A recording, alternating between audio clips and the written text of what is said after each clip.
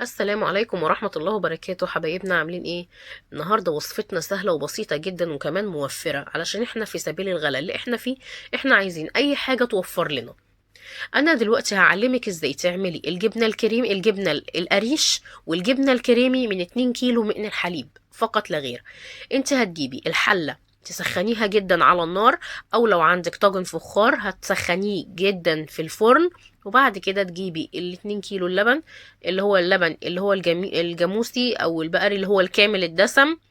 تجيبيه وتنزليه كده في الفخار او في الحلة اللي انت ايه هتجيبيها. هتفضيه كده، وبعد كده تغطيه وتكوني مدفية الفرن كويس جدا. وبعد كده تروحي حاطة الطاجن الفخار فيه، تغطي الطاجن بالفوطة كويس قوي، وبعد كده تحطيه في الفرن. ماشي.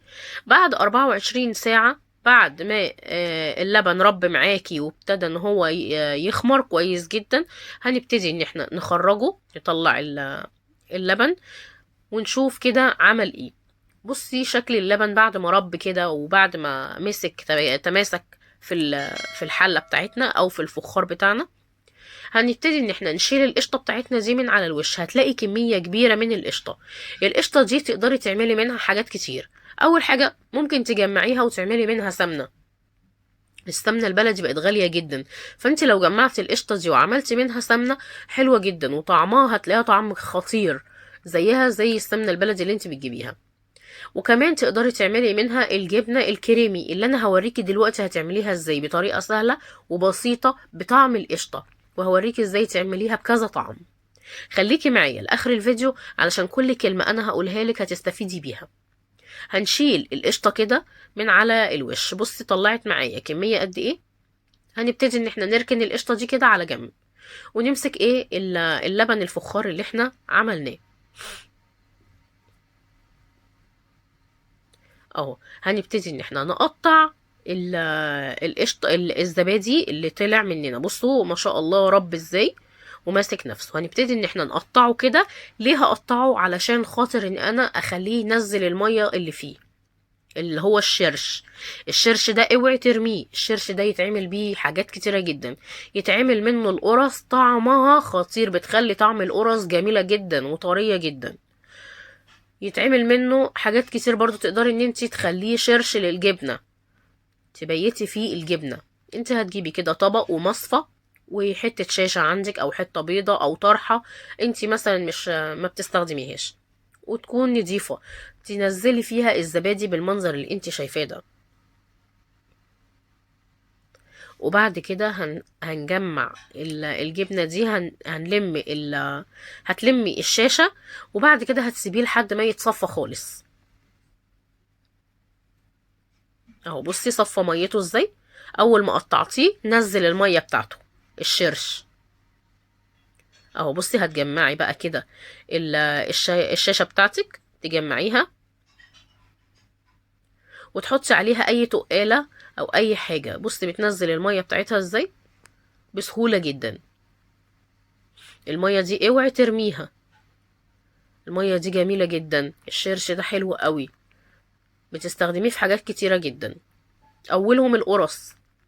وهسيبلك اللينك بتاع القرص في صندوق الوصف، تقدري ان انت تستخدميها.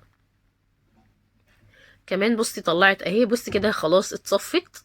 هبتدي ان انا ارش عليها رشة بسيطة من الملح، علشان انا مش عايزة الجبنة القريش تبقى حادقة. وهبتدي ان انا اقطعها بالمنظر اللي انت شايفاه ده.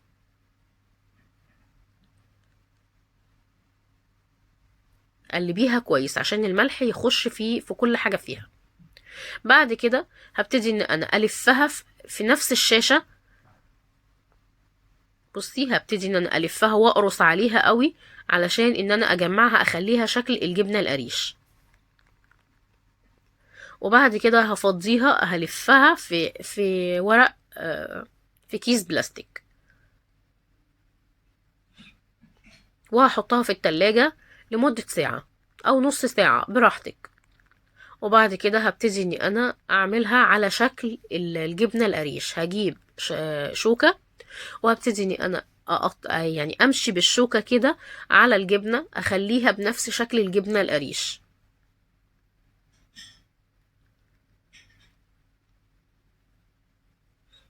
بصوا جابت نفس الشكل بالظبط. وبعد كده هبتدي اني انا اقطعها نفس قطع الجبنة القريش،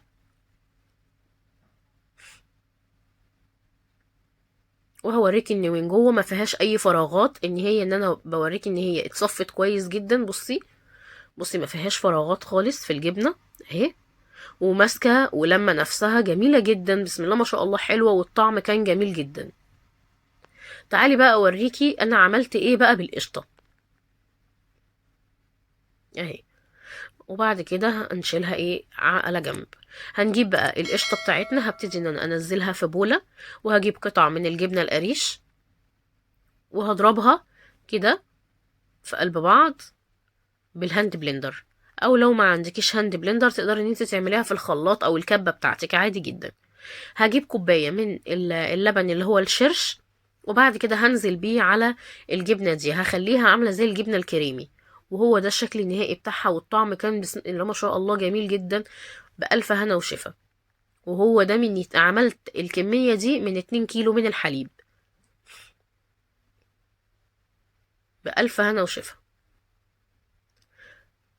لو أول مرة تشوفوا الفيديو بتاعي ما تنسيش تعملي لي لايك وشير واشتراك للقناة عشان يوصلك كل جديد. معاكم يوسف من قناة أكلة وتك، والسلام عليكم ورحمة الله وبركاته.